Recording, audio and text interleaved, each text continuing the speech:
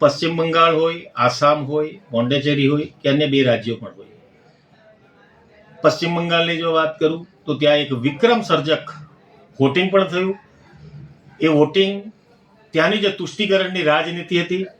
એક ભયનું જે રાજનીતિ હતી, એક જે જંગલ રાજ હતું, એ જંગલ રાજની વિરુદ્ધની અંદર ત્યાંની પ્રજા સનાતની ધર્મની અંદર અનેક હિન્દુ સમગ્ર પ્રજાએ સંગઠિત થઈને ભારતીય જનતા પાર્ટીના ઉમેદવારોને મત આપીને મતદાન પણ ઐતિહાસિક હાંસલ કર્યું. અને એની સાથે સાથે આજે 4 તારીખે પરિણામ પણ મતદાન કરતાં પણ એક ઐતિહાસિક વિજય હાંસલ કરીને સમગ્ર સનાતની સંસ્કૃતિનું રક્ષણ અને જતન પશ્ચિમ બંગાળની અંદર જે કર્યું છે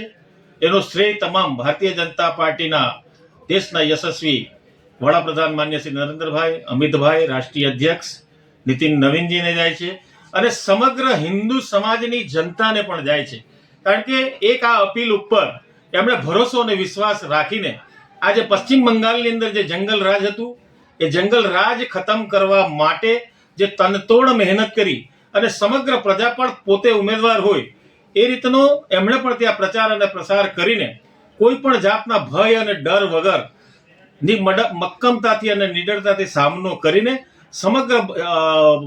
બંગાળની જનતાને મતદાન મથક સુધી લઈ ગયા છે અને આ ઐતિહાસિક વિજય હાંસલ કર્યો છે.